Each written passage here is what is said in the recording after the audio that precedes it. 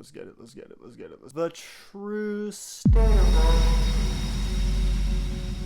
is it working? I think we're good. I have no plans for what I'm going to say in this video at all. I've got no script, no notes, no anything. I'm just going to give you my unscripted reaction and thoughts and everything this fucking album makes me feel. I just want to talk about microphones in 2020, man. Can't remember the last time a record has had this profound of an emotional effect on me, man. I think this album is really fascinating. It took me a minute to get around to it. I had heard about it. People were having some mixed thoughts on it. Some people saying it was amazing. I saw people saying it was a bit boring. And to be fair, either take I could understand, but for me, I didn't really know what I was walking into with it. And I'm someone that is actually already a very big fan of Phil Elverum, who is the spearhead, you know, the main mind, the front-running guy, the dude behind the album, you know, the mastermind, I guess you could say, of the microphones, Mount Eerie as well. I'm sure you probably know who he is if you're like a big music fan. He's quite a beloved figure in singer-songwriter, indie folk type stuff, and I love a lot of his music. You know, I'm a big fan of a lot of it. I think he's got such a beautiful, relatable, fragile, and comforting tone of voice and way of writing, and the way he words things in a way that's kind of like humorous and very uniquely him, but he also has a very poetic sort of approach to a bit of a stream of consciousness style of speaking. Yeah, that's especially the case on this new one though. This Microphones in 2020 album is really stream of consciousness. It's a really biographical record. It's Phil Elverum just talking about his music career and all the significant events and things that have happened in his life that have changed his artistic, you know, approach. Well, you're hearing that for 37 minutes of the entire 44-minute thing, because the first 7 minutes of this song, this album, has no lyrics at all. It's just these two chords playing for 8 minutes. That's the opening 7 minutes. It's literally just these two guitar chords looping for 8 straight minutes and nothing else. I've saw a few people talking about that and complaining about that, like, why does it take so long to get going? And when I was first listening to it, I remember thinking, like, alright, when is he gonna start like singing? Because it's like it kept going with that same riff. That same riff permeates across the entire fucking song. That's like the backbone of the whole track. There are a few instrumental changes. There's not the whole thing. There's a point around 26 minutes where the riff kind of fades away and this really beautiful wall of noise comes in. You know, there's a few little switch ups in that, but it's mostly just these two chords the entire track. And Phil was just kind of using that as sort of like a groundwork for him to sort of say everything he wants to say. And yeah, that's one of the main complaints I had seen about the record, it being too repetitive and stuff, but now that I've heard it and I know what it's about and how it's about like his whole life and the complexities of everything he's felt and wanted to get across in his music, I think it actually kind of makes sense for it to start the way it does, with that opening 7-8 minutes just being this meditative riff that you just hear on loop, because that's before he starts speaking. And when he starts speaking, he literally starts off talking about like how the microphones came to be and stuff like that. So if this whole track is supposed to be about his whole life and his whole music career, I feel like having the opening bit being the simplest, just most straightforward, like when things were simple before he even started making music, gives it a sort of eeriness in retrospect, you know? How that moment is just this calming, like soothing riff where like nothing is particularly happening, he's not saying anything. That's like before the microphones began and all that. And the microphones have not made music. Well, there has not been a microphones release under the name The Microphones in like well over a decade. So this is pretty significant. This album's existence is quite significant. And nearer to the end of the track, you start to hear about why he decided to bring the name back and like what the purpose, like, so it's almost like throughout the song you're hearing him explain the existence of the song at certain points. There's a point on the track where he says like the sun shines in his eyes, he squints and wonders how he got here, so he shifts through his old backpack and shakes off the dust.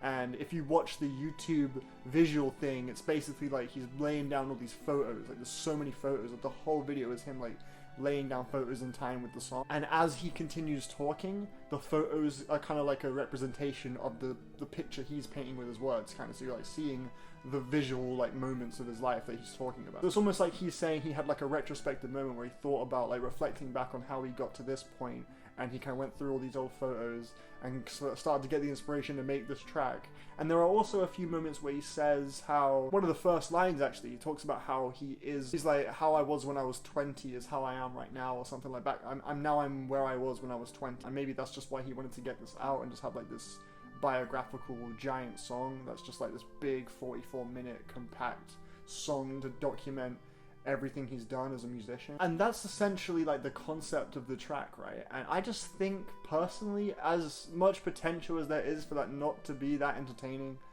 I find just the fact that you're just hearing him just go through everything that's made him want to make music, like, I find it really beautiful. I think it's a really comforting idea for an album, for a song, and it's pretty, like, sad too, because at the end you hear him talk about, like, what if I named this track Microphones in 2020? Wouldn't that just be so, like, joyfully absurd? Because that's, like, what he would do. He says on the track, like, that's what he would do when he first started. He would just put the word microphones on the tapes he was making, and that would sort of become the name. And so to bring that back, like, right now, like, he's back in the same place he was back then. And, like, there are moments where he talks about how, like, he's always losing wisdom and, like, relearning the basics and stuff like that. One line he's talking about how walking with trembling knees is the true state of all things. It's almost like this album is him saying that the creative process is just this cycle, this constant need to sort of, like, convey the right thing, and it's always getting lost. And now he's at a point where he feels like he's sort of maybe regressed, or, like, re-experienced how it felt at the start. Like he says at the end of the track, the last few lines, he says, now only, and there is no end. And yeah, it's like there is no end, like these, like, conflicted emotions, this constant desire to create and express, there is no end to it. Life is always going on, these emotions are always going to come back. And maybe that's just why, like, the riff throughout the entire song, you're hearing that same guitar riff the whole time. Maybe just to like symbolize that cycle or something. But yeah, I'm trying to pinpoint a few more lyrical moments that really like were a bit of an emotional gut punch for me on this. There were quite a few. This bit really gets me to the part where he talks about his musical inspirations. He lists Sonic Youth, This Mortal Coil, Red House Painters. As he's reflecting on this part of his life, he talks about how he got a driving license and found a girlfriend, and they would both together cling on to each other, and I think he says they would wish that everything could be permanent, I think is what he says. And that is just so beautiful, bro. He even at one point talks about how he came up with the name The Microphones, and how he would feel like his equipment would sing to him through radio interference or something, so he labeled it The Microphones, as if that was like an entity he was able to communicate with or something. And I think part of the reason it's so powerful to hear him talk about all these little events is because he's saying it through the lens of someone that has been through so much. Like, if you've gone through the Mount Erie catalog and everything he sings about, and about like the way his life has changed and people he's met and lost, and hearing him sing all of this through his kind of very fragile, not deadpan, like that kind of flat, monotone sort of tone of voice that he kind of has. It sounds like he's just flicking through it with so much sadness and reflection, and not even necessarily in a way that he kind of wishes the simple, like he wishes he could go back to the simpler days or anything like that. It's like he's thinking back on them positively, but maybe he's re-entering the same sort of mind state he was in those moments. And just hearing it from that perspective, like, really cuts deep for me. To speak more on some of the instrumental progressions across the track too, there's a bit around 16 minutes where, like, he kind of stops singing, and, like, this distorted, like, drone just kind of swallows the track a little bit. It's really desolate and grey sounding. He talks about a few moments that kind of shifted something in him, or made him kind of approach making music differently. He lists Crouching Tiger, Hidden Dragon at one point. Talks about how he would do, like, flips inside a parking lot at 22 years old. He was lost in the fantasy of the film, and how he was it just left him what he said, like, glowing with ideas on how he can, like, kind of what he can do with this music. He also talks about Stereolab, the band Stereolab, how he saw a concert, and, like, for 15 minutes straight they played the same chord, and in witnessing that, like, he just, something in him just fucking changed, and just, like, felt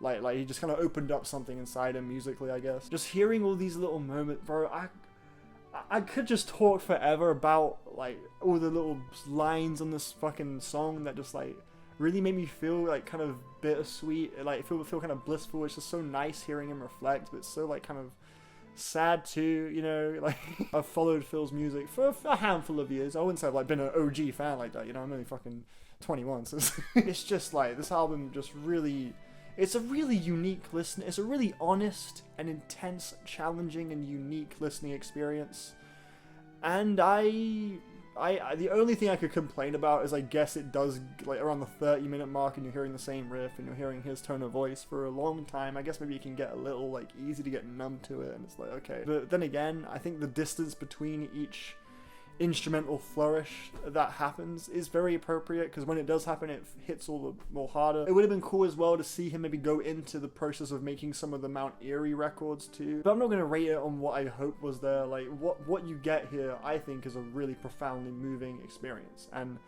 I'm going to score this record 9 out of 10.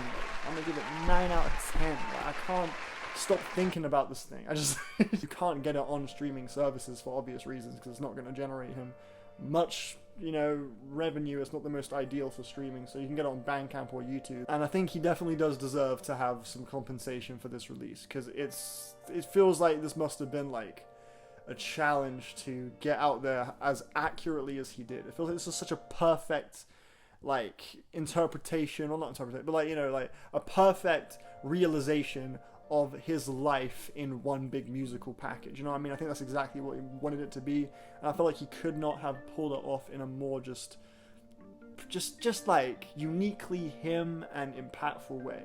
So yeah, I think this thing, I just felt really inspired to talk about this album. It's just been on my mind like crazy, and I love Phil Elverum. This record just kind of is a reminder of everything that I love about him as a voice, as a writer, as a personality. I really recommend Phil Elverum in general. Like, I'd say, like, he's really good, like, rainy day music, I guess. Like, if it's a rainy day, you're feeling a little melancholic, a little empty, he just brings that spark back for me. Like, he's so confident. I'll leave it there, though. Thank you so much for watching this roundup, this review, this reactionary talk type video, and I hope you enjoyed it. I'll see you on the next video I make, whenever that is, and all that. And have a wonderful day. I love you. Take care of yourself. Stay safe. Eat a biscuit. I'll see you soon. Bye.